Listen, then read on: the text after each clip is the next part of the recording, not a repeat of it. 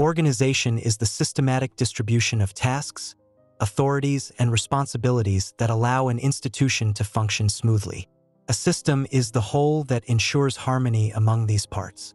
Universities with faculties, hospitals with doctors and nurses, these are examples of this structure.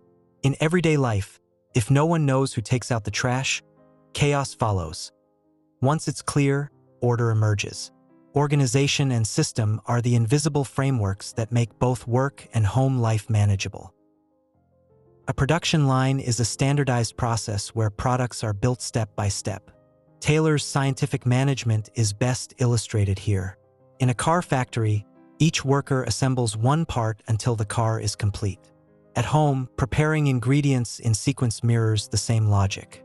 Trying to spread jam before slicing bread is inefficiency. Following the order is the production line. Efficiency is born from structure in every aspect of life. The management process has 5 stages: planning, organizing, executing, coordinating, and controlling. In business, this is the roadmap to achieving goals. In daily life, we see the same logic in preparing for a summer vacation. Planning is deciding where to go. Organizing is assigning tasks. Execution is setting off. Coordination is ensuring everyone is ready at the same time. Control is catching last-minute mistakes. Whether in business or everyday life, the management process creates order and opens the path to success. PostCorp summarizes the core functions of management: planning, organizing, staffing, directing, coordinating, reporting, and budgeting. A mayor's schedule is filled with these functions. At home, a simple to-do list is a mini PostCorp. Going shopping without a list is like managing without PostCorp. You buy what you don't need and forget what you do. This model is the DNA of management. Bureaucracy is a system ruled by procedures and regulations. Legal authority replaces charisma with rule-based governance. In public offices, every task requires a form. In daily life, apartment meetings work only when decisions are written down. Otherwise, everyone does as they please. Bureaucracy may slow things down, but it guarantees order. Parkinson's law states that bureaucracy expands even as work decreases.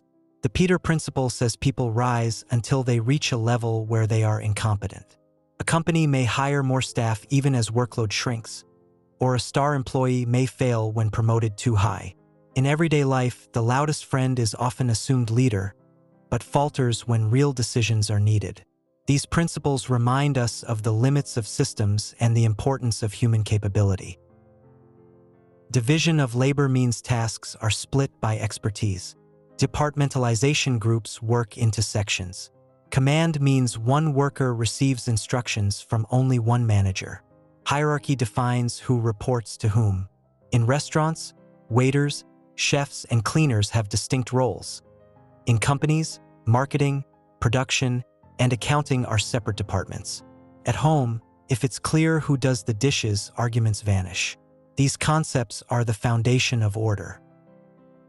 The mechanical system views organizations as machines, defined entirely by rules, procedures, and flawless task alignment, placing the human factor in the background. Modern management, however, puts people at the center, valuing motivation and creativity. A factory may run flawlessly, but if workers lack motivation, the system fails.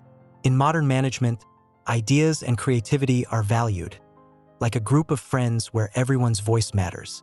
Without the human factor, no system can endure. Assigning tasks, placing people in the right roles, and building relationships shape success. Rules provide structure, but the human factor gives soul.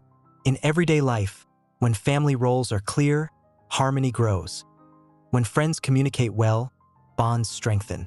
Organization balances both business and life. These theories help us understand the past, manage the present, and prepare for the future. Learning, adapting, and progressing together is our shared roadmap. In the next episode, we'll explore the Hawthorne studies, X and Y theories, Likert systems, and neoclassical theory. Subscribe to follow the rest of the series and never miss new lessons. Join us on our learning journey.